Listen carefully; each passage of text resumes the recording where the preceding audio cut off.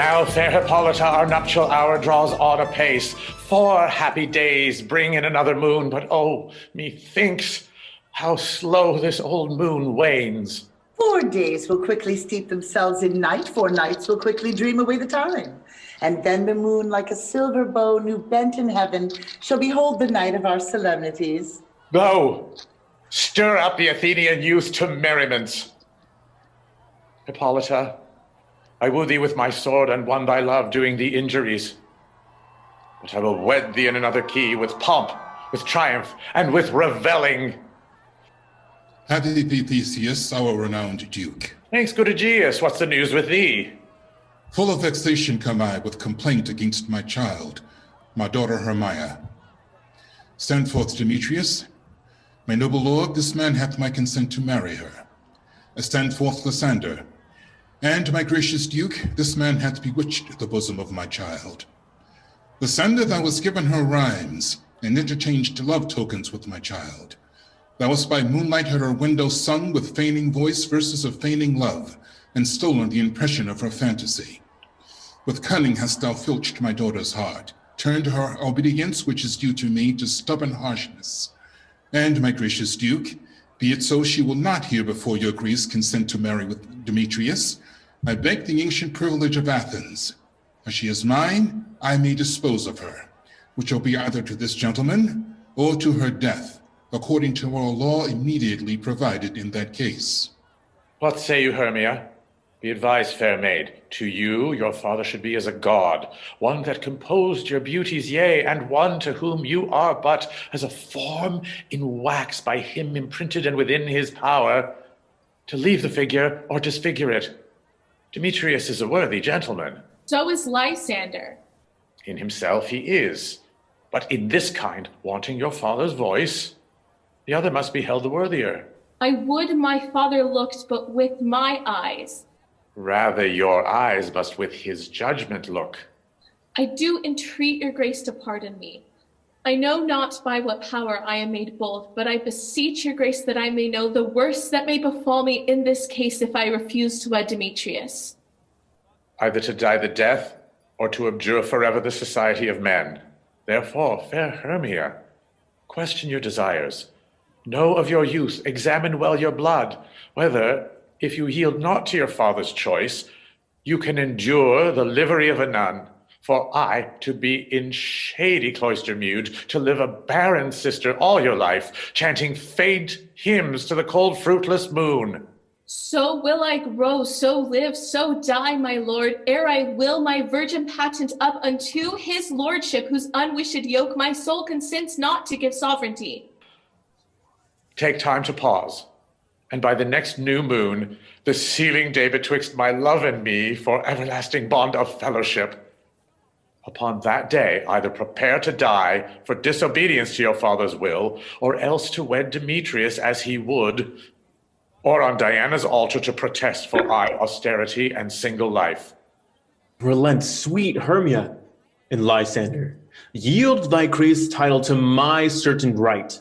Have her father's love, Demetrius. Let me have Hermias. Do you marry him? Scornful Lysander, truly he hath my love, and what is mine my love shall render him, and she is mine, and all my right of her I do estate unto Demetrius. And my lord as well derived as he, as well possessed. My love is more than his. My fortunes every way as fairly ranked, if not for vantage, as Demetrius's. And, which is more than all these boasts can be, I am beloved of beauty as Hermia. Why should not I then prosecute my right? Demetrius, I'll avout it to his head, made love to Nadar's daughter Helena, and won her soul, and she, sweet lady, dotes, devoutly dotes in idolatry upon this spotted and inconstant man. I must confess that I have heard so much, and with Demetrius thought to have spoke thereof. But being overfull of self-affairs, my mind did lose it. But Demetrius, come, and come, Aegeus, you shall go with me. I have some private schooling for you both. For you, fair Hermia, look you arm yourself to fit your fancies to your father's will. Come, my Hippolyta. What cheer, my love? Demetrius and Aegeus, go along. I must employ you in some business against our nuptial and confer with you of a something nearly that concerns yourselves. With duty and desire, we follow you. How now, my love? Why is your cheek so pale? How chance the roses there do fade so fast? Belike for want of rain, which I could well besteem them from the tempest of my eyes. Ay, me. For aught that I could ever read, could ever hear, by tale or history, the course of true love never did run smooth. Oh, hell, to choose love by another's eyes. Hear me, Hermia, I have a widow aunt, a dowager of great revenue, and she hath no child. From Athens is her house remote 7 leagues, and she respects me as her only son. There, gentle Hermia, may I marry thee, and to that place the sharp Athenian law cannot pursue us. If thou lovest me then, steal forth thy father's house tomorrow night, and in the wood a league without the town, where I did meet thee once with Helena to do observance to a morn of May, there will I stay for thee. My good Lysander, I swear to thee by Cupid's strongest bow, by his best arrow with the golden head, by all the vows that ever men have broke, in number more than ever woman spoke, in that same place thou hast appointed me, tomorrow truly will I meet with thee. He promised, love. Look, here comes Helena. God speed for Helena, whither away? Call you me fair? That fair again unsay. Demetrius loves your fair. Oh, happy fair. Sickness is catching. Oh, were favor so, yours would I catch, fair Hermia, ere I go. Oh, teach me how you look, and with what art you sway the motion of Demetrius's heart. I frown upon him, yet he loves me still. Oh, that your frowns would teach my smiles such skill. I give him curses, yet he gives me love. Oh, that my prayers could such affection move. The more I hate, the more he follows me. The more I love, the more he hateth me. His folly, Helena, is no fault of mine. None but your beauty. Would that fault were mine. Take comfort. He no more shall see my face. Lysander and myself will fly this place. Helen, to you our minds we will unfold. Tomorrow night, when Phoebe doth behold her silver visage in the watery grass, decking with liquid pearl the bladed grass, a time that lovers' flights doth still conceal, through Athens' gates have we devised to steal. And thence from Athens turn away our eyes to seek new friends in stranger companies. Farewell, sweet playfellow. Pray thou for us, and good luck grant thee thy Demetrius. Keep word, Lysander. We must starve our sight from lovers' food till morrow deep midnight. I will, my Hermia. Helena, adieu, as you on him, Demetrius dote on you. How happy some or other some can be. Through Athens I am thought as fair as she, but what of that? Demetrius thinks not so. He will not know what all but he do know. And as he errs, doting on Hermia's eyes, so I admiring of his qualities. Things base and vile, holding no quantity, love can transpose to form and dignity. Love looks not with the eyes, but with the mind, and is therefore winged Cupid, painted blind. For ere Demetrius looked on Hermia's eyne, he hailed down oaths that he was only mine. And when this hail some heat from Hermia felt, so he dissolved, and showers of oaths did melt. I will go tell him of fair Hermia's flight. Then to the woods will he tomorrow night pursue her. And for this intelligence, if I have thanks, oh, it is a dear expense. But herein mean I to enrich my pain, to have his sight thither and back again. Is all our company here? You were best to call them generally, man by man, according to the script. Here is a scroll of every man's name which thought fit through all Athens to play an hour interlude before the Duke and the Duchess on his wedding day night. First, good Peter Quince, say what the play treats on, then read the names of the actors, and so grow to a point. Marry, our play is the most lamentable comedy and most cruel death of Pyramus and Thisbe. A very good piece of work, I assure you, and a merry. Now, good Peter Quince, call forth your actors by the scroll. Masters, spread yourselves. Answer as I call you. Nick Bottom, the weaver. Ready, name what part I am for, and proceed. You, Nick Bottom, must sit down for Pyramus. What is Pyramus? A lover or a tyrant? A lover that kills himself most gallant for love. That will ask some tears in the true performing of it. If I do it, let the audience look to their eyes. I will move storms. I will condole in some measure. To the rest. Yet, my chief humor is for a tyrant. I could play Heracles rarely, or a part to tear a cat in to make all split. Francis Flute, the bellows mender? Here, Peter Quince. Flute, you must take Thisbe on you. What is Thisbe? A wandering knight? It is the lady that Pyramus must love. Nay, Faith, let me not play a woman. I have a beard coming. That's all one. You shall play it in a mask, and you may speak as small as you will. And I may hide my face. Let me play Thisbe too. I'll speak in a monstrous little voice. Disney. Ah, Pyramus, lover dear, thy Thisbe dear and lady dear. No, you must play Pyramus, and Flute, you Thisbe. Well, proceed. Robin Starveling, the tailor? Here, Peter Quince. Robin Starveling, you must play Thisbe's mother. Tom Stout, the tinker. Here, Peter Quince. You Pyramus' father, myself Thisbe's father. Slug the joiner, you the lion's part. And I hope here's a play fitted. Have you the lion part written? Pray you, if it be, give it me, for I am slow of study. It is nothing but roaring. Let me play the lion too. I will roar, that I will do any man's heart good to hear me. And you should do it too terribly, you would fright the Duchess and the ladies. That would hang us, every mother's son. I grant you, friends, if that you should fright the ladies out of their wit, they would have no more discretion but to hang us. But I will aggravate my voice so that I will roar you as gently as any sucking dove. I will roar you and twir any nightingale. And you can play no part but Pyramus, for Pyramus is a sweet-faced man, a proper man as one shall see on a summer's day, a most lovely gentleman-like man. Therefore you must needs play Pyramus. Well, I will undertake it. Now, what beard were I best to play it in? Why, what you will. Well, I will discharge it in either your straw color beard, your orange tawny beard, your purple ingrain beard, or your French crown color beard, your perfect yellow. Some of your French crowns have no hair at all, and then you will play barefaced. But masters, here are your parts, and I am to entreat you, request you, and desire you to con them by tomorrow night. And meet me in the palace wood, a mile without the town by moonlight. There will we rehearse. I pray you, fail me not. We will meet, and there we may rehearse most obscenely and courageously. Take pains, be perfect. Adieu. At the Duke's Oak we meet. Enough! Hold or cut bowstrings.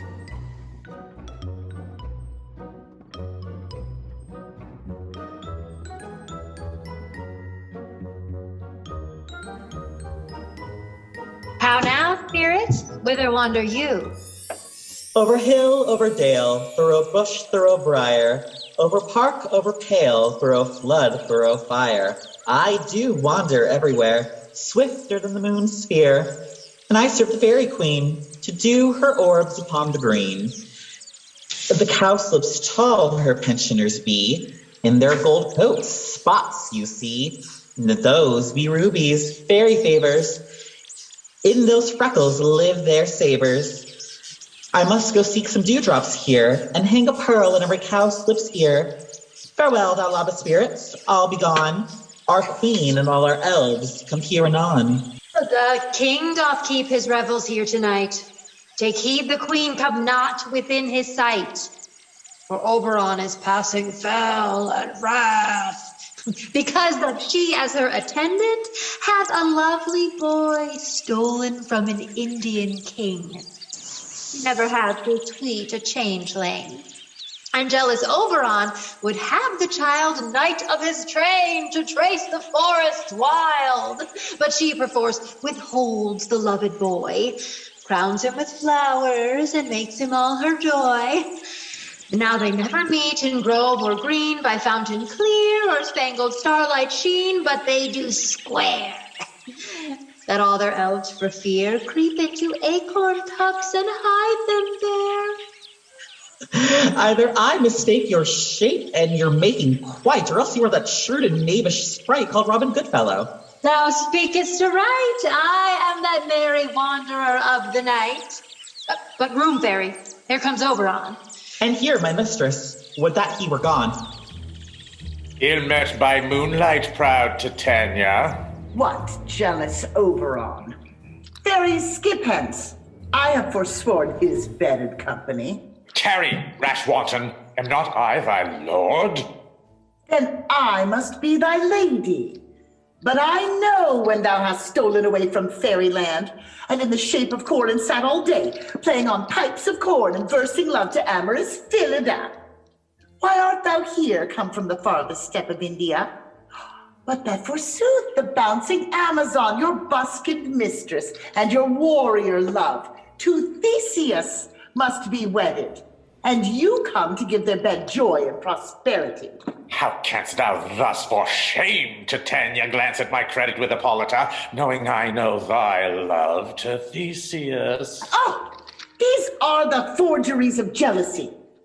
And never, since the middle summer spring, met we on a hill, in dale, forest, or mead, by paved mountain, or by rushy brook, or in the beached margin of the sea, to dance our ringlets to the whistling wind. But with thy brawls thou hast disturbed our sport. Why should Titania Krotzer Oberon? I do but beg a little changeling boy to be my henchman. Set your heart at rest. The fairyland buys not the child of me. His mother was a votaress of my order, and in the spiced Indian air by night, full often she hath gossiped by my side, and sat with me on Neptune's yellow sands, marking the embarked traders on the flood. When we have laughed to see the sails conceive and grow big-bellied with the wanton wind, which she, with pretty and with swimming gait, following, her womb then rich with my young squire would imitate, and sail upon the land to fetch me trifles, and return again as from a voyage rich with merchandise. But she being mortal, if that boy did die, and for her sake do I rear up her boy, and for her sake I will not part with him. How long within this wood intend you stay? Perchance till after Theseus's wedding day.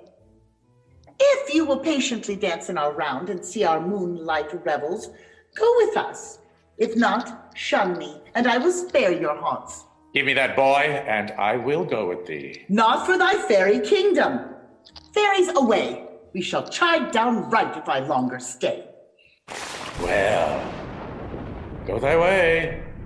Thou shalt not from this grove till I torment thee for this injury. My gentle Puck, come hither. Fetch me that flower. The herb I showed thee once, the juice of it on sleeping eyelids laid, will make or man or woman madly dote upon the next live creature that it sees. Fetch me this herb, and be thou here again ere the Leviathan can swim a league. Thou put a girdle round about the earth in 40 minutes. Having once this juice, I'll watch Titania when she is asleep and drop the liquid of it in her eyes. The next thing, then she waking looks upon, be it on lion, bear, or wolf, or bull, on meddling monkey, or on busy ape, she shall pursue it with the soul of love. And ere I take this charm from off her sight, as I can take it with another herb, I'll make her render up her page to me. Oh, but who comes here? I am invisible, and I will overhear their conference. I love thee not, therefore pursue me not. Where is Lysander and fair Hermia? The one I'll slay, and the other slayeth me. Thou toldst me they were stolen unto this wood. And here am I, and woed within this wood, because I cannot meet my Hermia. Hence get thee gone, and follow me no more. Draw me, you hard-hearted adamant, but yet you draw not iron, for my heart is true as steel. Leave you your power to draw, and I shall have no power to follow you. Do I entice you? Do I speak you fair? Or rather, do I not, in the plainest truth, tell you I do not nor I cannot love you? And even for that do I love you the more. I am your spaniel, And Demetrius, the more you beat me, I will fawn on you. Use me but as your spaniel. Spurn me, strike me, neglect me, lose me, only give me leave, unworthy as I am to follow you. But what worser place can I beg in your love, and yet a place of high respect with me, than to be used as you use your dog? Tempt not too much the hatred of my spirit, for I am sick when I do look on thee. And I am sick when I look not on you. You do impeach your modesty too much. To leave the city and commit yourself into the hands of one that loves you not. To trust the opportunity of night and the ill counsel of a desert place with the rich worth of your virginity. Your virtue is my privilege. For that, it is not night when I do see your face. Therefore I think I am not in the night, nor doth this wood lack worlds of company. For you, in my respect, are all the world. Then how can it be said I am alone when all the world is here to look on me? I'll run from thee and hide in the brakes and leave thee to the mercy of wild beasts. Fie, Demetrius. Your wrongs do set a scandal on my sex. We cannot fight for love as men may do. We should be wooed, and we're not made to woo. I'll follow thee and make a heaven of hell, to die upon the hand I love so well. Very well, nymph. Ere he do leave this grove, thou shalt fly him, and he shall seek thy love. Hast thou the flower there? Aye, there it is. I pray, give it me. I know a bank where the wild thyme blows, where oxlips and the nodding violet grows. There sleeps Titania sometime of the night, lulled in these flowers with dances and delight. And with the juice of this, I'll streak her eyes and make her full of hateful fantasies. Take thou some of it. And seek thou through this grove. A sweet Athenian lady is in love with a disdainful youth. Anoint his eyes, but do it when the next thing he espies may be the lady. Thou shalt know the man by the Athenian garments he hath on. Effect it with some care, that he may prove more fond on her than she upon her love. Fear not, my lord. Your servant shall do so. Come, now, O Roundella, the fairy song. Sing me to sleep. Then to your offices and let me rest.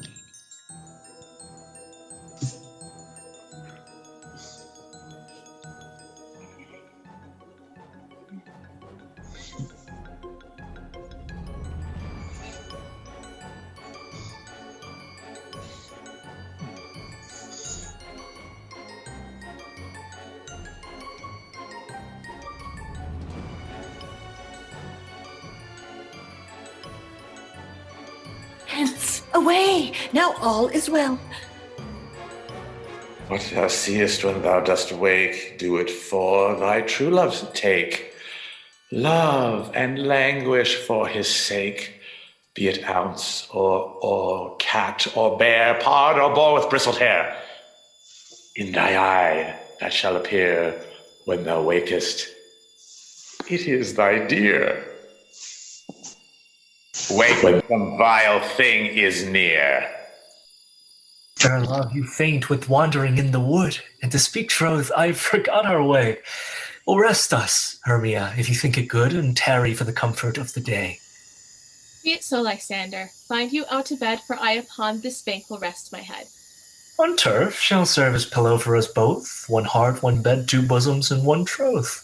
Nay, good Lysander, for my sake, my dear, lie further off yet. Do not lie so near. I mean that my heart unto yours is knit, so that it but one heart we can make of it. Two bosoms interchanged with an oath, so then two bosoms and a single troth. Then by your side no bedroom me deny, for lying so, Hermia, I do not lie. Lysander riddles very prettily. Now much beshrew my manners and my pride if Hermia meant to say Lysander lied. But, gentle friend, for love and courtesy lie further off. In human modesty, such separation as may well be said becomes a virtuous bachelor and a maid. So far be distant, And good night, sweet friend. Thy love ne'er alter till thy sweet life end. Amen. Amen to that fair prayer say I, and then end life when I end loyalty. Here's my bed. Sleep give thee all his rest. With half that wish the wisher's eyes be pressed. Through this forest have I gone, but Athenian found I none on whose eyes I might approve this flower's force in stirring love. Night and silence. Who is here? Weeds of Athens he doth wear. This is he, my master said, despised the Athenian maid. And here the maiden, sleeping sound on the dank and dirty ground. Pretty soul, she durst not lie near this lack love, this kill courtesy. Churl, upon thine eyes I throw all the power this charm doth owe. When thou wakest, let love forbid sleep his seat on thy eyelid. So awake when I am gone, for I must now to Oberon. Stay, though thou kill me, sweet Demetrius. I charge thee hence, and do not haunt me thus. Oh, wilt thou, darkling, leave me? Do not so. Stay on thy peril. I alone will go. Oh, I am out of breath in this fond chase.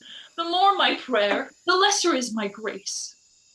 Happy is Hermia wheresoe'er she lies, for she hath blessed and attractive eyes. How came her eyes so bright? Not with salt tears. If so, my eyes are oftener washed than hers. No, I am as ugly as a bear. For beasts that meet me run away for fear. Therefore no marvel though Demetrius do as a monster fly my presence thus. What wicked and dissembling glass of mine made me compare with Hermia's fiery eyne?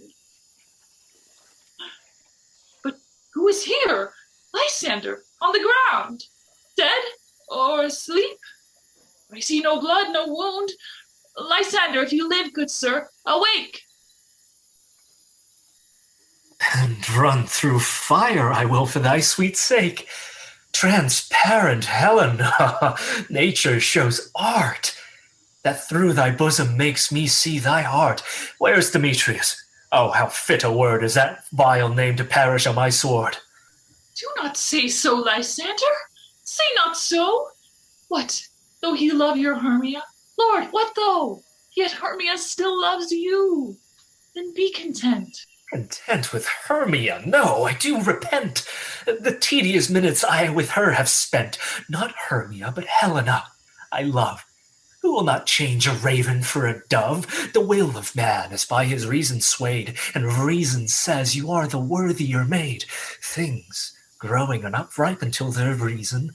So I, being young till not ripe, not to reason. And touching now the point of human skill, reason becomes the marshal to my will, and leads me to your eyes, where I overlook love's stories written in love's richest book. Wherefore was I to this keen mockery born? When at your hands did I deserve this scorn? It's not enough, young man, that I did never, no, nor never can deserve a sweet look from Demetrius's eye, but you must flout my insufficiency? Good troth, you do me wrong, good sooth you do, in such disdainful manner me to woo. But fare ye well, perforce I must confess, I thought you lord of more true gentleness. Oh, that a lady of one man refused, should of another therefore be abused. She sees not Hermia. Hermia, you sleep thou there. Never mayest thou come nigh Lysander near. For as a surfeit of the sweetest things the deepest loathing to the stomach brings, whereas tie heresies that men do leave are hated most of those they did deceive. So thou, my surfeit, and my heresy of all be hated, but the most of me. And all my powers address your love and might to honor Helen and be her knight. Help me, Lysander, help me! Blame me for pity. What a dream was here. Lysander, look how I do quake with fear. Methought a serpent ate my heart away, and you sat smiling at his cruel prey. Lysander? What, removed? Lysander, Lord? What, out of hearing? Gone, no sound, no word? Alack, where are you? Speak, and if you hear, speak of all loves. I swoon almost with fear. No? I well perceive you are not nigh. Either death or you will find immediately. Are we all met? Pat, and here's a marvelous convenient place for our rehearsal. Peter Quince,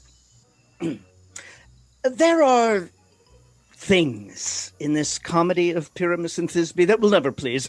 First, Pyramus must draw a sword to kill himself, which the ladies cannot abide. How answer you that? By our Larkin, a parlous fear.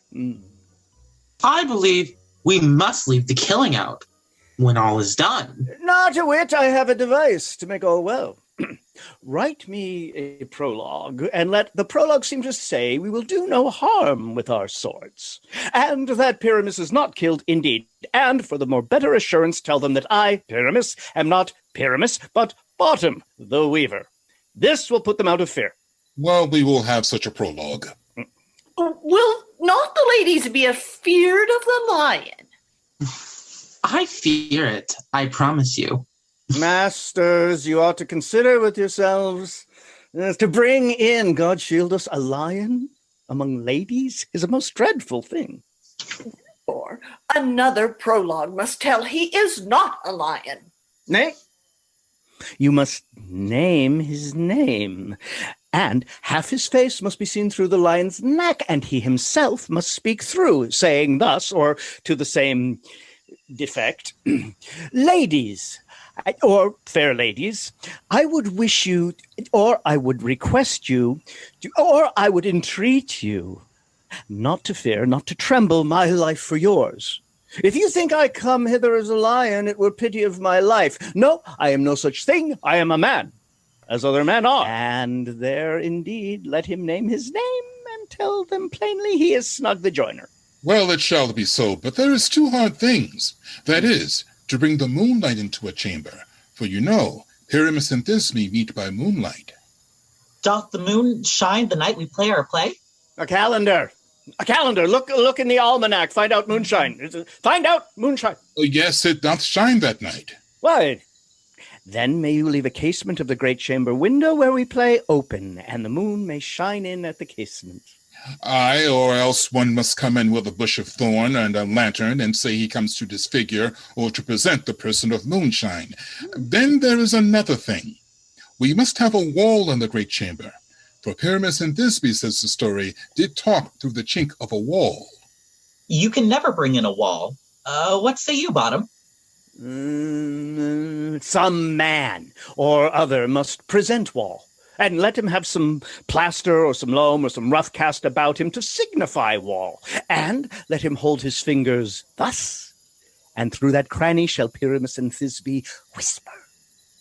If that may be, then all is well. Come, sit down, every mother's son, and rehearse your parts.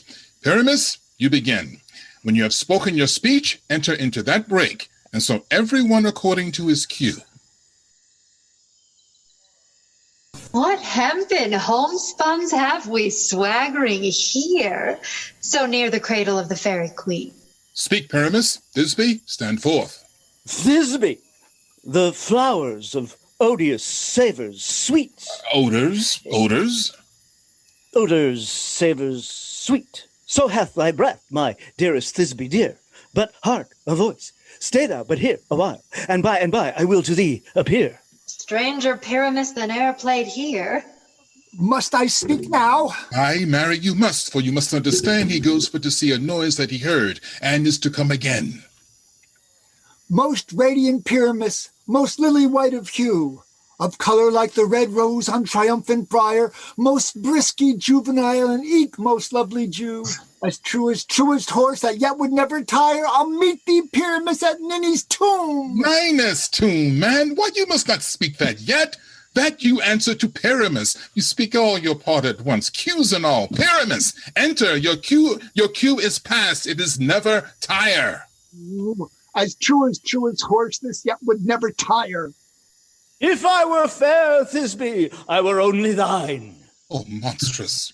Huh? Oh, strange. We are haunted. Pray, masters, fly, masters, help! I'll follow you. I'll lead you about around, through bog, through bush, through brake, through briar, like horse, hound, hog, bear, fire at every turn. Why do they run away? This is a knavery of them to make me afeared. Oh, Bottom, thou art changed. What do I see on thee? What do you see? You see an ass head of your own, do you? Bless thee, Bottom. Bless thee. Thou art translated. I see their knavery. This is to make an ass of me, to fright me, if they could. But I will not stir from this place, do what they can. I will walk up and down here, and I will sing, that they shall hear I am not afraid. The ousel cock so black of hue, with orange tawny bill, the throstle with his note so true, the wren with little quill. What angel awakes me from my flowery bed? The finch, the sparrow, and the lark, the plain song cuckoo grey, whose notes full many a man doth mark, and dares not answer nay. I pray thee, gentle mortal, sing again. Mine ear is much enamored of thy note, and so is mine eye enthralled to thy shape. And thy fair virtue's force perforce doth move me on the very first view to say, to swear, I love thee. Methinks, mistress, you should have little reason for that. And yet, to say the truth, reason and love keep little company together nowadays. The more's the pity that some honest neighbors will not make them friends. Oh, thou art as wise as thou art beautiful. Not so, neither. But if I had wit enough to get out of this wood, I have enough to serve my own turn. Out of this wood do not desire to go. Huh? Thou shalt remain here, whether thou wilt or no. I am a spirit of no common rate. The summer still doth tend upon my state, and I do love thee. Therefore go with me. I'll give thee fairies to attend on thee, and they shall fetch thee jewels from the deep, and sing while thou on pressed flowers dost sleep, and I will purge thy mortal grossness, so that thou shalt like an airy spirit go. Peas blossom, cobweb, mote, and mustard seed. Ready. And I. And I. And I. Where shall we go? Where shall we go? Be kind and courteous to this gentleman. Hop in his walks and gambol in his eyes. Feed him with apricots and dewberries, with purple grapes, green figs, and mulberries. The honey bags steal from the humble bees, and for night tapers crop their waxen thighs and light them at the fiery glowworm's eyes, to have my love to bed and to arise, and pluck the wings from painted butterflies to fan the moonbeams from his sleeping eyes. Nod to him, elves, and do him courtesies. Hail, mortal. Hail! Hail! Hail. I cry your worship's mercy heartily. I beseech your worship's name. Cobweb! I shall desire you of more acquaintance, good Master Cobweb. If I cut my finger, I shall make bold with you. Your name, honest gentleman? Peas Blossom. Good Peas Blossom, I shall desire you of more acquaintance too. Your name, I beseech you, sir. Mustard Seed. I desire your more acquaintance, good Master Mustard Seed. Oh, come, wait upon him, lead him to my bower. The moon, methinks, looks with a watery eye, and when she weeps every little flower, lamenting some enforced chastity. Tie up my love's tongue. Bring him silently. I wonder if Titania be awaked, then what it was that next came in her eye, which she must dote on in extremity. Here comes my messenger.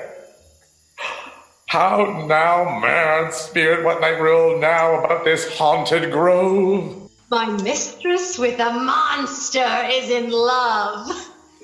Near to her close and consecrated bower, while she was in her dull and sleeping hour, a crew of patches, rude mechanicals that work for bread upon Athenian stalls, were met together to rehearse a play intended for great Theseus' nuptial day. The shallowest thick-skin of that barren sort, who Pyramus presented, in their sport forsook his scene and entered in a break, when I did him at this advantage take. An Athens knoll I fixed on his head. Anon, his Thisbe must be answered, and forth my mimic comes. When they him spy, I led them on in this distracted fear, and left sweet Pyramus translated there. When in that moment, so it came to pass, Titania waked and straightway loved an ass. This falls out better than I could devise. Oh, but hast thou yet latched the Athenian's eyes with the love juice as I did bid thee do? I took him sleeping, that is finished too. And the Athenian woman by his side, that when he waked, of force she must be I. Oh, stand close. This is the same Athenian. This is the woman, but not this the man. Oh, why rebuke you him that loves you so? Lay breath so bitter on your bitter foe. Now I but chide, but I should use thee worse, for thou, I fear, hast given me cause to curse. If thou hast slain Lysander in his sleep, being overshoes in blood, plunge in the deep and kill me too. The sun was not so true unto the day as he to me. Would he have stolen away from sleeping Hermia? I'll believe assume this whole earth may be bored, and that the moon may through the centre creep, and so displease her brother's noontide to the Antipodes. It cannot be but thou hast murdered him. So should a murderer look, so dead, so grim. So should the murdered look, and so should I, pierced to the heart with your stern cruelty. Yet you, the murderer, look as bright, as clear as yonder Venus in her glimmering sphere. What's this to my Lysander? Where is he? Ah, good Demetrius, wilt thou give him me? I'd rather give his carcass to my hounds. Out, dog! Out, cur! Thou drivest me past the bounds of maiden's patience. Hast thou slain him then? Henceforth be never numbered among men. Oh, once tell true, even for my sake. Durst thou have looked upon him being awake, and hast thou killed him sleeping? Oh, brave touch! Could not a worm, an adder, do so much? An adder did it.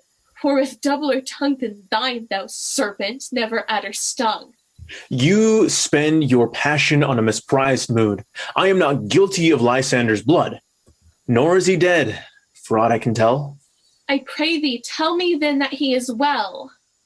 And if I could, what should I get therefor? A privilege never to see me more. And from thy hated presence part I so. See me no more, whether he be dead or no. There is no following her in this fierce vein. Here, therefore, for a while I will remain. So sorrow's heaviness doth heavier grow, for debt that bankrupt sleep doth sorrow owe, which now in some slight measure it will pay, for if his tender here I shall make some stay. What hast thou done? Thou hast mistaken quite, and laid the love juice on some true love's sight. Of thy misprision must perforce ensue some true love turned, and not a false turn true. Then fate o'errules that one man holding troth, a million fail, confounding oath on oath. But the wood goes swifter than the wind, and Helena of Athens look thou find. Oh, fancy, sick she is and pale of cheer, with sighs of love that cost the fresh blood dear. By some illusion, see thou bring her here. I'll charm his eyes against she do appear. I go! Look how I go! Swifter than arrow from the Tartar's bow! Flower of this purple dye, hit with Cupid's archery. Sink an apple of his eye, when his love he doth espy, let her shine as glorious, lie as the Venus of the sky. When thou wakest, if she be by, beg of her for remedy. Captain of our fairy band, Helena is here at hand, and the youth mistook by me, pleading for a lover's fee. Shall we their fond pageant see? Lord, what fools these mortals be! Stand aside, the noise they make will cause Demetrius to awake. Then will two at once woo one. That must needs be sport alone. And those things do best please me that befall preposterously. Why did you think that I should woo and scorn? Scorn and derision never come in tears. Look, when I vow, I weep, and vows so born.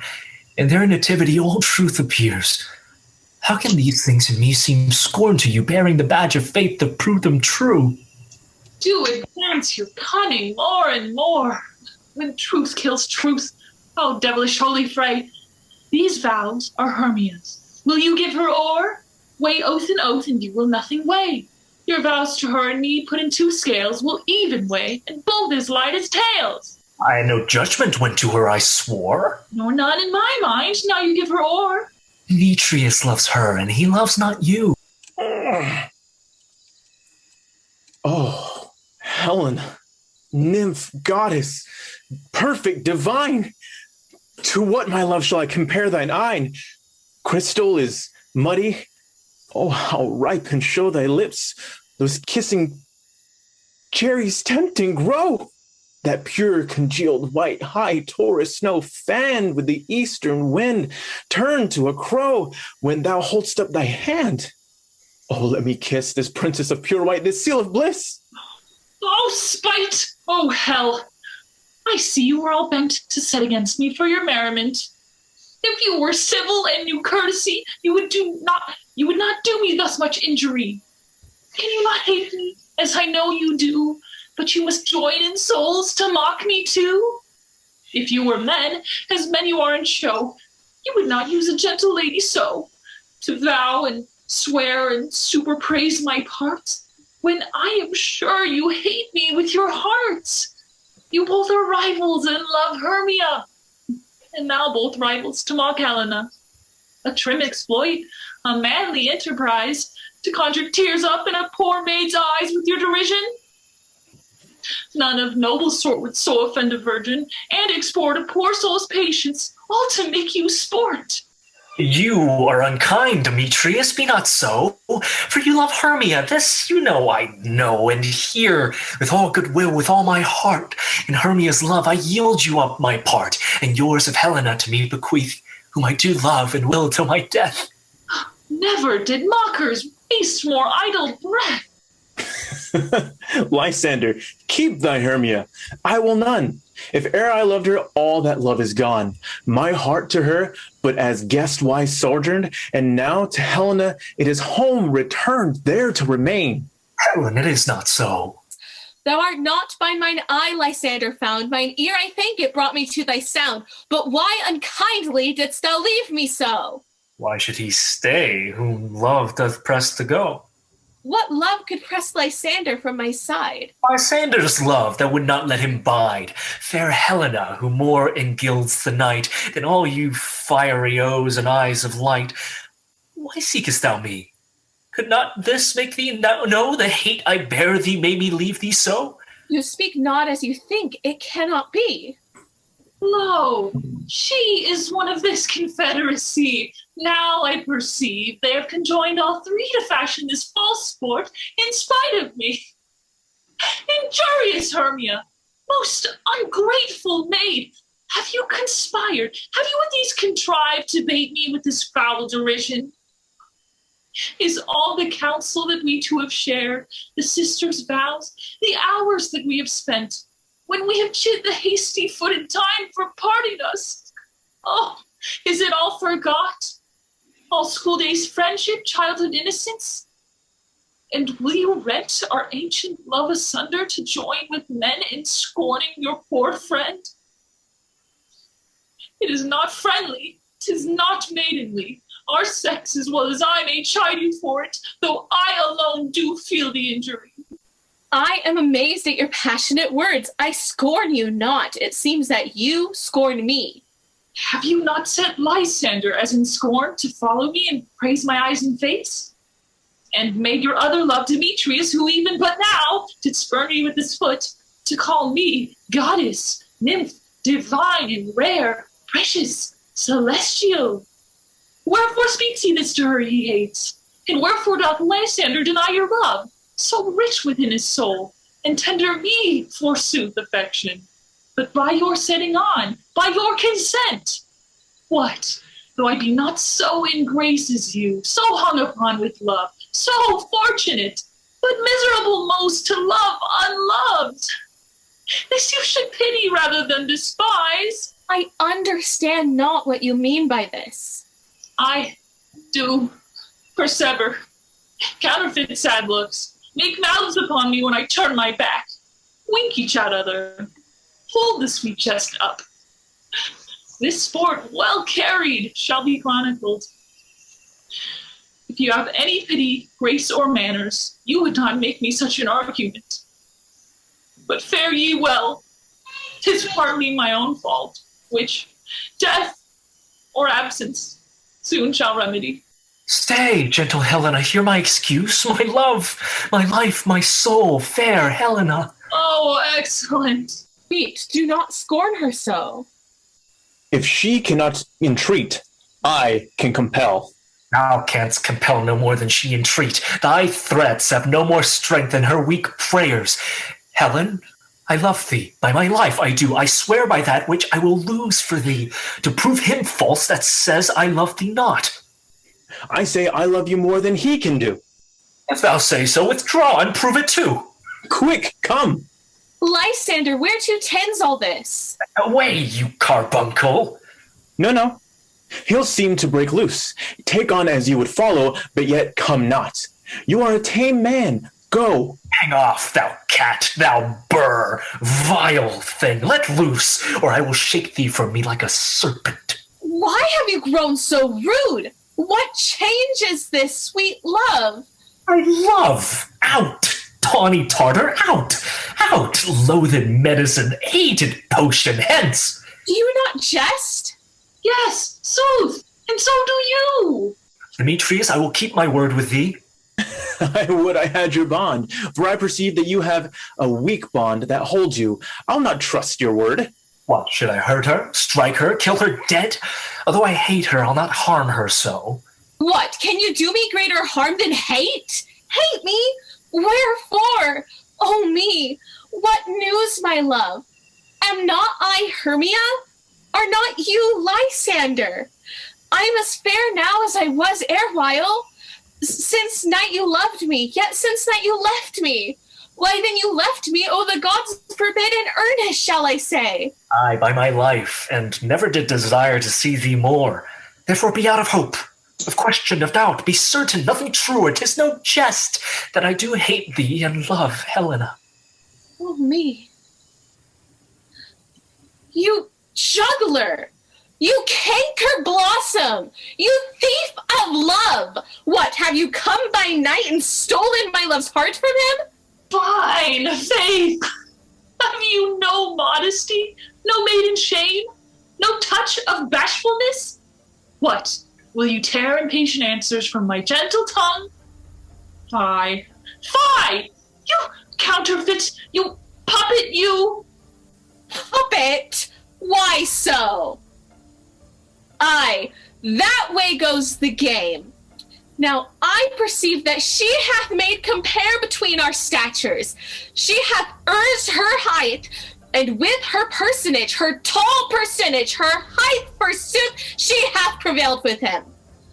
And are you grown so high in your esteem because I am so dwarfish and so low? How low am I, thou painted maypole? Speak, how low am I? I am not yet so low, but that my nails can't reach into thine eyes. I pray you, though you mock me, gentlemen, let her not hurt me. I was never cursed. I have no gift at all in truishness. I am a right maid for my cowardice. Let her not strike me. You perhaps may think, because she is something lower than myself, that I can match her. Lower? Hark again! Good Hermia, do not be so bitter with me.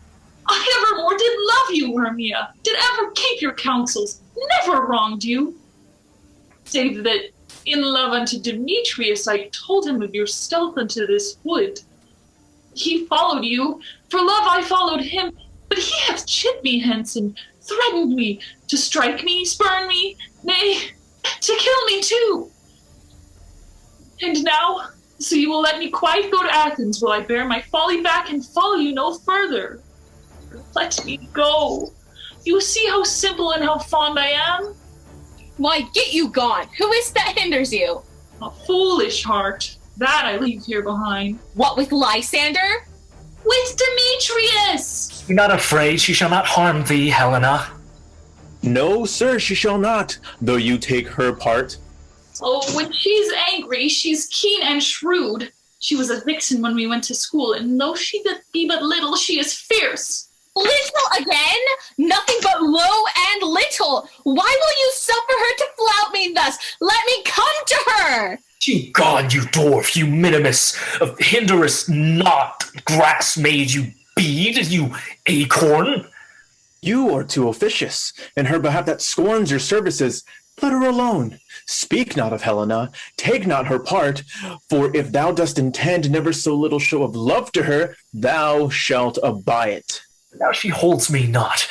Now follow, if thou darest, to try whose right of thine or mine is most in Helena.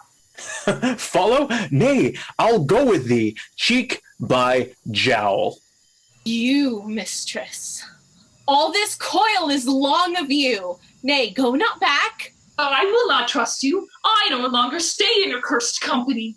Your hands than mine are quicker for a fray. My legs are longer, though, to run away. I am amazed, and know not what to say. This is thy negligence. Still thou mistakest, or else committest thy knaveries willfully. Believe me, King of Shadows, I mistook. Did not you tell me I should know the man by the Athenian garment he had on? And so far blameless proves my enterprise that I have anointed an Athenian's eyes. And so far am I glad it did so sort. As this their dangling I esteem a sport. Thou seest these lovers seek a place to fight. Hide therefore, Robin, overcast the night. Starry welkin, cover thou anon with drooping fog as black as Acheron, and lead these testy rivals so astray as one come not within another's way. Like to Lysander sometime frame thy tongue, then stir Demetrius up with bitter wrong, and sometime rail thou like Demetrius, and from each other look thou lead them thus, till o'er their brows death counterfeiting sleep, with leaden legs and batty wings doth creep. Then crush this herb into Lysander's eye, whose liquor hath this virtuous property to take from thence all error with his might, and make his eyeballs roll with wonted sight. When they next wake, all this derision shall seem a dream and fruitless vision, and back to Athens shall the lovers wend, with league whose date till death shall never end. Whilst I in this affair do thee employ, honor my queen and beg her Indian boy, and then I will her charmed eye release from monster's view, and all things shall be peace. My fairy lord, this must be done with haste, for night's swift dragons cut the clouds full fast, and yonder shines Aurora's harbinger, at whose approach ghosts, wandering here and there, troop home to churchyards. Damned spirits all, that in crossways and floods have burial, already to their wormy beds are gone. For fear lest day should look their shames upon, they willfully themselves exile from light, and must for aye consort with black-browed night. But we are spirits of another sort. I with the morning love have oft made sport, and like a forester the groves may tread, even till the eastern gate all fiery red, opening on Neptune with fair blessed beams, turns into yellow gold. His salt green streams, but notwithstanding haste, make no delay. We may effect this business yet ere day. Up and down, I will lead them up and down. I am feared in field and town. Goblin, lead them up and down. Here comes one. Where art thou, proud Demetrius? Speak thou now. Here, villain. Drawn and ready. Where art I thou? will be with thee straight. Follow me then to plainer ground. Lysander, speak again. Thou runaway, thou coward, art thou fled? Speak, in some bush? Where dost thou hide thy head? Thou coward, art thou bragging to the stars, telling the bushes that thou lookest for wars and wilt not come? Come, recreant, come down, child, I'll whip thee with a rod. He is defiled that draws a sword on thee. Yea, art thou there? Follow my voice, you'll try no man but He is before me and still dares me on. But I come where he calls, that he is gone. The villain is much lighter heeled than I followed fast, but faster he did fly. I fallen am I in dark, uneven way. Rest me. Come, thou gentle day. For if but once thou show me thy grey light, I will find Demetrius. Once thou show me thy grey light. Hello, coward! Why comest Abide me if thou darest. For, Why comest thou well, I wot, thou runnest before me, shifting every place, and darest not stand, nor look me in the face. Where art thou now? Hither, I am here. Nay, where art thou now? Then thou mockest me. Thou shalt buy this dear, if ever I thy face by daylight see. Now, go thy way. Faintness constraineth me to measure out my length on this cold bed. By day's approach, look. Oh, weary night! Oh, long and tedious night, abate thy hour! Shine comforts from the east, that I may back to Athens by daylight, from these that my poor company detest. In sleep, that sometimes shuts up sorrow's eye, steal me a while from mine own company. Yet but three. Come one more, two of both kinds make up four. Here she comes, cursed and sad. Cupid is a knavish lad, thus to make poor females mad. Never so in woe. Bedabbled with the dew and torn with briars, I can no further crawl, no further go. My legs can keep no pace with my desires. Here will I rest me till the break of day. Heaven shield Lysander, they mean a friend. On the ground, sleep sound. I'll apply to your eye, gentle lover, remedy. When thou wakest, thou takest true delight in the sight of thy former lady's eye. And the country proverb known that every man should take his own, in your waking shall be shown. Jack shall have Jill, naught shall go ill, the man shall have his mare again, and all shall be well. Come, sit thee down upon this flowery bed, while I thy amiable cheeks do coy, and stick musk roses in thy sleek smooth head, and kiss thy fair, large ear, my gentle joy. Where's Peas Blossom? Ready? Scratch my head, Peas Blossom. Where's Monsieur Cobweb? Ready? Monsieur Cobweb, good monsieur, get you your weapons in your hand and kill me a red-hipped humblebee on the top of a thistle. And good monsieur, bring me the honey bag. Do not fret yourself too much in the action, monsieur, and good monsieur, have a care the honey bag break not. I would be loath to have you overflown with a honey bag, signor. Where's Monsieur Mustard Seed? Ready. Give me your knees, Monsieur Mustard Seed. Pray you leave your courtesy, good monsieur. What is your will? Nothing. Good monsieur, but to help cavalry cobweb to scratch. Oh, I must to the barber's, monsieur. For methinks I am marvelous hairy about the face, and I am such a tender ass, if my hair do but tickle me, I must scratch. What? Wilt thou hear some music, my sweet love? I have a reasonable good ear in music. Let's have the tongues and the bones. Or, say, sweet loved one, thou desirest to eat. Truly, a peck of provender. I could munch your good dry oats. Methinks I have a great desire to a bottle of hay. Good hay. Sweet hay hath no fellow. I have a venturous fairy that shall seek the squirrel's hoard and fetch thee new nuts. Ooh. I had rather have a handful or two of dried peas. But I pray you, let none of your people stir me. I have an exposition of sleep come upon me. Oh, sleep thou, and I will wind thee in my arms. Fairies, be gone, and be always away. So doth the woodbine and sweet honeysuckle gently entwist the female ivy, so enrings the barky fingers of the elm. Oh, how I love thee. How I dote on thee. Welcome, good Robin. Seest thou this sweet sight?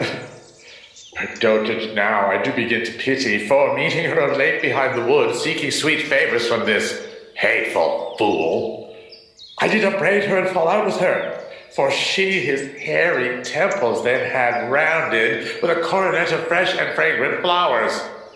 And that same dew, which sometimes on the buds was wont to swell like round and orient pearls, stood now within the pretty floweret's eyes like tears that did their own disgrace bewail. When I had in my pleasure taunted her, and she in mild terms begged my patience, I then did ask her of her changeling child, which straight she gave me, and her fairies sent to bear him to my bower in fairyland. And now I have the boy. I will undo this hateful imperfection of her eyes, and, gentle Puck, take this transformed scalp from off the head of this Athenian swain, that he waking when the other do, may all to Athens back again repair, and think no more of this night's accidents, but as the fierce vexation of a dream. Oh, but first I will release the fairy queen. Be as thou wast wont to be, see as thou was wont to see. Dian's bud or Cupid's flower hath such force and blessed power. Now, my Titania, wake you, my sweet queen.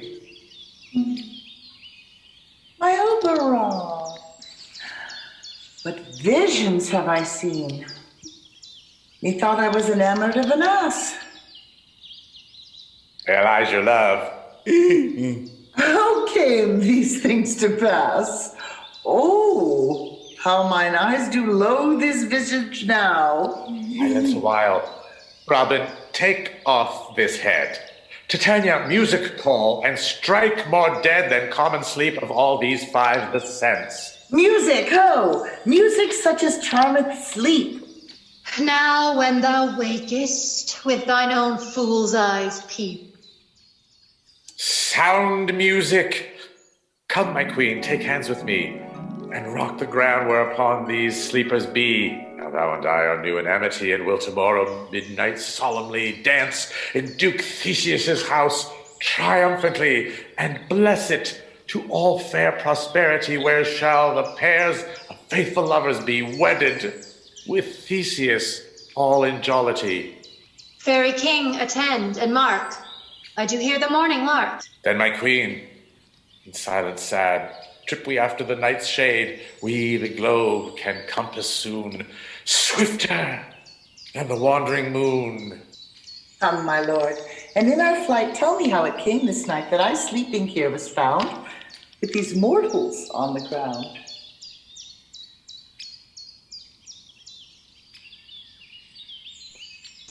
Go, one of you, find out the forester, for now our observation is performed. And since we have the vyword of the day, my love shall hear the music of my hounds. Uncouple in the western valley, let them go. Dispatch, I say, and find the forester.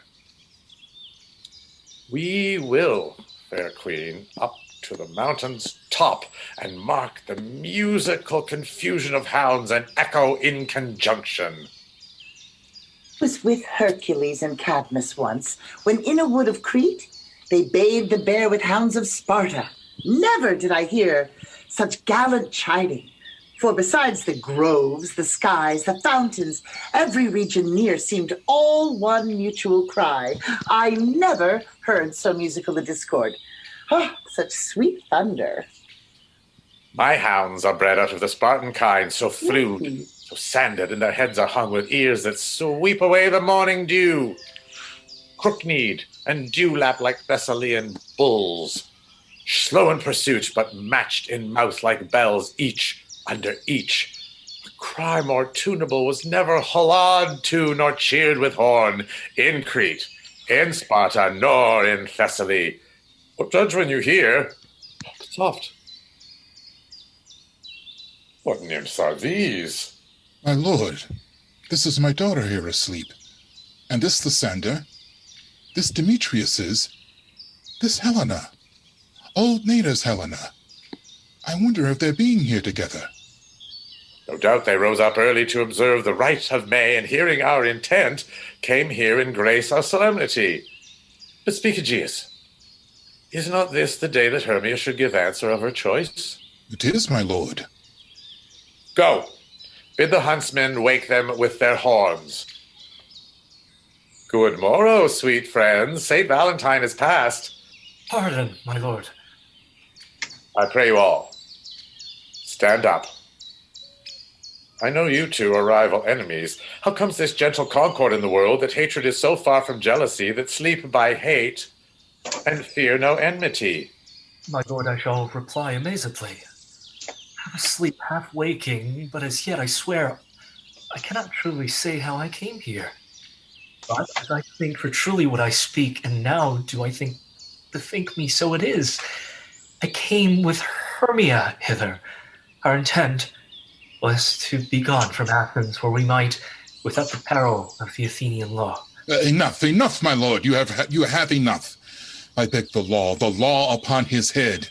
They would have stolen away, they would, Demetrius, thereby to have defeated you and me, you of your wife and me of my consent that she should be your wife. My lord, fair Helen told me of their stealth, of this their purpose hither to this wood, and I in fury hither followed them, fair Helena in fancy following me. But my good lord, I would by not what power, but by some power it is. My love to Hermia melted as the snow. Seems to me now as the remembrance of an idol god, which in my childhood I did dote upon. And all the faith, the virtue of my heart, the object and the pleasure of mine eye is only Helena. To her, my lord, I was betrothed ere I saw Hermia, but like in sickness I did loathe this food, but as in health, come to my natural taste. Now I do wish for it, love it, long for it, and will forevermore be true to it. Fair lovers, you have fortunately met. Of this discourse we more will hear anon. Aegeus, I will overbear your will, for in the temple by and by with us these couples shall eternally be knit. And for the morning now is something worn, our purposed hunting shall be set aside. Away with us to Athens, 3 and 3. We'll hold a feast in great solemnity. Come, Hippolyta. Things seem small and undistinguishable. He thinks I see these things with parted eye when everything seems double. So methinks. And I have found Demetrius like a jewel, mine own, and not mine own. Are you sure that we are awake? It seems to me that yet we sleep, we dream. Do you not think the Duke was here and bid us follow him? Yea, and my father. And Hippolyta. Bid us follow to the temple. Why, then we are awake. Let's follow him. And by the way, let us recount our dreams. When my cue comes, call me and I will answer. My next is Most Fair Pyramus. Hey ho, Peter Quince. Flute, the bellows mender, Snout, the tinker. Starveling? God's my life. Stolen hence and left me asleep. I have had a most rare vision. I have had a dream, past the wit of man to say what dream it was. The man is but an ass if he go about to expound this dream. Methought I was... There is no man can tell what. Methought I was... And methought I had... But... Man is but a patched fool if he will offer to say what methought I had. The eye of man hath not heard, the ear of man hath not seen, man's hand is not able to taste, his tongue to conceive, nor his heart to report what my dream was. I will get Peter Quince to write a ballad of this dream. It shall be called Bottom's Dream, because it hath no bottom. And I will sing it in the latter end of a play before the Duke. Peradventure, to make it the more gracious, I shall sing it at her death.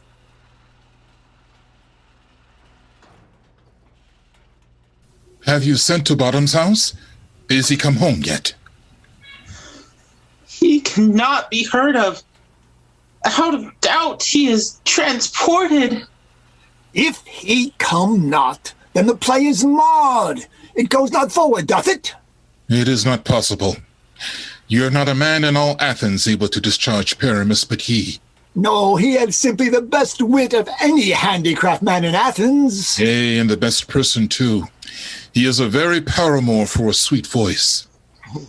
Yeah. Yes, you must say paragon, not a paramour is, oh, God bless us, a thing of naught. The Duke is coming from the temple, and there is 2 or 3 lords and ladies more married. If our sport had gone forward, we had all been made men. Oh, sweet bully Bottom! Thus hath he lost 6 a day during his life. He could not have escaped 6 a day, and the Duke had not given him 6 a day for playing Pyramus. I'll be hanged! He would have deserved it. 6 a day in Pyramus or nothing! Where are these lads? Where are these hearts? Bottom! Oh, most courageous day! Oh, happy hour! Masters, I am to discourse wonders. But ask me not what. For if I tell you, I am no true Athenian. I will tell you everything, right as it fell out. Let us hear, sweet Bottom. At not a word of me. All that I will tell you is that the Duke hath dined.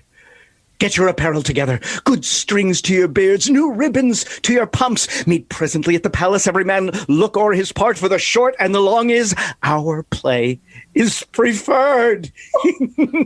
In any case, let Thisbe have clean linen, and let not him that plays the lion pare his nails, for they shall hang out for the lion's claws. And most dear actors, eat no onions nor garlic, for we are to utter sweet breath. and I do not doubt but to hear them say it is a sweet comedy. No more words. Away! Go away!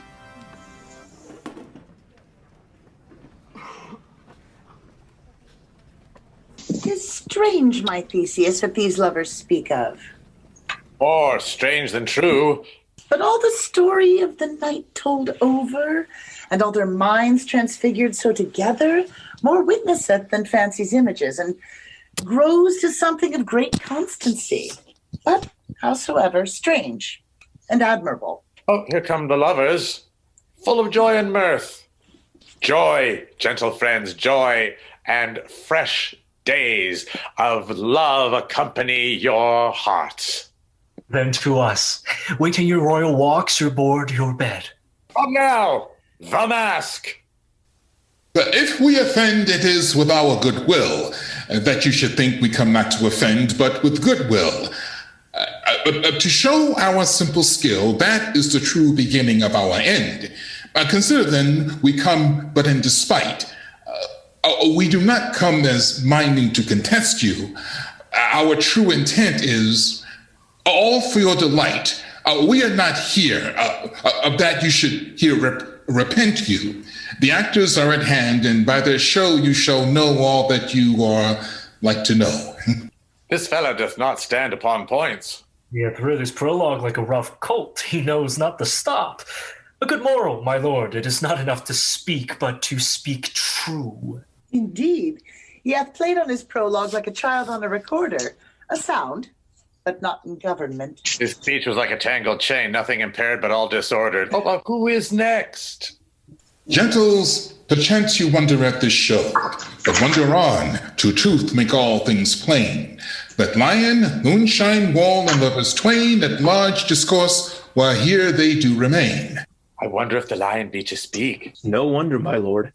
One lion may when many asses do. In this same interlude it doth befall that I, when smacked by name, present a wall. And such a wall as I would have you think that had in it a crannied hole or chink, through which the lovers, Pyramus and Thisbe, did whisper often, very secretly. This loam, this rough cast, this stone doth show that I am that same wall. The truth is so. And this the cranny is, right and sinister, through which the fearful lovers are to whisper. Silence! Oh, grim-looked night! Oh, night with hue so black! Oh, night whichever art when day is not! Oh, night, alack, alack, alack! I fear my Thisbe's promise is forgot. And thou, O wall, O sweet, O lovely wall, that standst between her father's ground and mine, thou wall, O sweet and lovely wall, show me thy chink to blink through with mine eye. Thanks, courteous wall, Jove shield thee well for this. But what see I? No Thisbe do I see, O wicked wall, through whom I see no bliss. Cursed be thy stones for thus deceiving me. The wall, methinks, being sensible, should curse again. Yeah, no, in truth, sir, he should not. Deceiving me is Thisbe's cue. She's to enter now, and I'm to spire through the wall. You shall see, it will fall pat, as I told you. Yonder she comes. O wall, fair often hast thou heard my moans for parting my fair Pyramus and me. My cherry lips have oft kissed thy stones with lime and hair knit up in thee. I see a voice. Now will I to the chink to spy, and I can hear my Thisbe's face. Thisbe! Oh, my love thou art, my love I think. Think what thou wilt, I am thy lover's grace, and like Lymander, am I trusty still. And I like Helen till the fates me kill. Not Shafalus to Procrus was so true. A Shafalus to Procrus, I to you. Oh, kiss me through the hole of this vile wall. Oh, I kiss the wall's hole, not your lips at all. Wilt thou at Nini's tomb meet me straightway? Tide life, tide death, I come without delay. Thus said I, wall, my part discharged so, and being done, thus wall, away doth go. This is the silliest stuff that ever I heard. You, ladies, you whose gentle hearts do fear the smallest monstrous mouse that creeps on floor, may now chance both quake and tremble here when lion rough in wildest rage doth roar. Then know that I, one Snug the joiner, am a lion fell, nor else no lion's dam, for if I should as lion come in strife into this place, 'twere a pity on my life. Very good beast of a good conscience. The very best set of beasts, my lord, that e'er I saw. His lions is a very fox for his valor. And a goose for his discretion. Not so, my lord, for his valor cannot carry his discretion, and the fox carries the goose. His discretion, I am sure, cannot carry his valor, for the goose carries not the fox. It is well, even to his discretion. And let us listen to the moon. This lantern doth the horned moon present. He should have worn the horns on his head. He is no crescent, and his horns are invisible within the circumference. This lantern doth the horned moon present. Myself the man in the moon do seem to be. This is the greatest error of all the rest. The man should be put into the lantern. How is it else the man is the moon? He dares not come there for the candle, for you see, it is already in snuff. I am aweary of this moon. Would he would change. It appears by his small light of discretion that he is in the wane. Yet in courtesy and all reason, we must stay the time. Proceed, moon. All that I have to say is to tell you that the lantern is the moon. I, the man in the moon, this thorn bush, my thorn bush, and this dog, my dog. All these should be in the lantern, for all these are in the moon. But silence. Here comes Thisbe. This is old Ninny's tomb. Where is my love?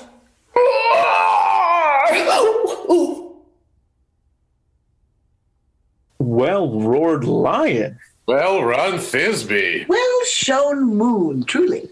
The moon shines for the good grace. Well moused lion. And so the lion vanished. And then came Pyramus. Sweet moon, I thank thee for thy sunny beams. I thank thee, moon, for shining now so bright, for by thy gracious golden glittering gleams I trust to take of truest Thisbe's sight.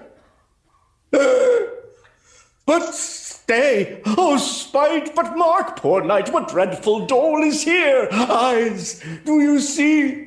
How can it be? Oh, dainty duck, oh dear, thy mantle good, what stained with blood? Approach, ye furies foul! Oh, fates, come, cut, thread, and thrum, crush, quail, conclude, and quell. Passion and the death of a dear friend would go near and look sad. True my heart, but I pity the man. Oh, wherefore, nature, didst thou lion frame? Since lion vile hath here deflowered, my dear, which is, no, which was the fairest dame that lived, that loved, that liked, that looked with cheer. Come, tears, confound, outsword, and wound the pap of Pyramus, I that left pap where heart doth hop. Ow! Thus die I, thus. Now am I dead. Now am I fled. My soul is in the sky. Tongue, lose thy light. Moon, take thy flight. Now die, die.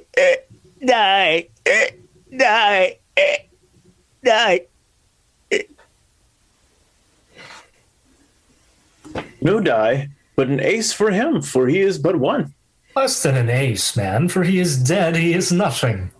With the help of a surgeon, he might yet recover and prove an ass. How chance moonshine is gone before Thisbe comes back and finds her lover? She will find him by starlight. Here she comes, and her passion ends the play. Methinks she should not use a long one for such a Pyramus. I hope she will be brief. A moult will turn the balance. Which Pyramus, which Thisbe is the better? He for a man, God warrant us. She for a woman, God bless us. You have spied him already with those sweet eyes. Oh, asleep, my love? What? Dead, my dove? Oh, Pyramus, arise! Speak, speak! Quite dumb? Dead? Dead. A tomb must cover thy sweet eyes. These my lips, this cherry nose, these yellow cowslip cheeks are gone. His eyes were green as leeks. Oh, sisters three, come to me with hands as pale as milk, lay them in gore, since you have shore with shears his thread of silk. Tongue, not a word. Come, trusty sword, come blade, my breast embroil. Oh, and farewell, friends, thus Thisbe ends. Adieu, adieu, adieu. Tiny Lionel left to bury the dead. Iron wall too? No. I assure you the wall is down that parted their fathers. Will it please you to see the epilogue or to hear a Bergamask dance between two of our company? No epilogue, I pray you. Oh, for your play needs no excuse. Never excuse. For when the players are all dead, there needs be none to be blamed. Harry, if he that writ it had played Pyramus and hanged himself in Thisbe's garter, it would have been a fine tragedy. And so it is truly, and very notably discharged. But come, the iron tongue of midnight hath tolled 12. Lovers to bed, 'tis almost fairy time. Now the hungry lion roars, and the wolf behowls the moon, whilst the heavy ploughman snores, all with weary task fordone. Now the wasted brands stoop low, whilst the screech owl, screeching loud, puts the wretch that lies in woe in remembrance of a shroud. Now it is the time of night, that the graves all gaping wide, every one lets forth his sprite in the churchway paths to glide, and we fairies that do run by the triple Hecate's team from the presence of the sun, following darkness like a dream, now are frolic. Not a mouse shall disturb this hallowed house. I am sent with room before to sweep the dust behind the door. Now until the break of day, through this house each fairy stray. To the best bride bed will we, which by us shall blessed be, and the issue there create, ever shall be fortunate. So shall all the couples three, ever true in loving be. With this field do consecrate, every fairy take his gate, and each several chamber bless, through this palace with sweet peace, and the owner of it blessed shall ever in safety rest. Trip away, make no stay, meet me all by break of day. If we shadows have offended, think but this, and all is mended, that you have but slumbered here while these visions did appear. And this weak and idle theme, no more yielding, but a dream. Gentles, do not reprehend. If you pardon, we will mend. And as I am an honest puck, if we have unearned luck, now to escape the serpent's tongue, we will make amends ere long, else the puck a liar call. So good night unto you all. Give me your hands if we be friends, and Robin shall restore amends.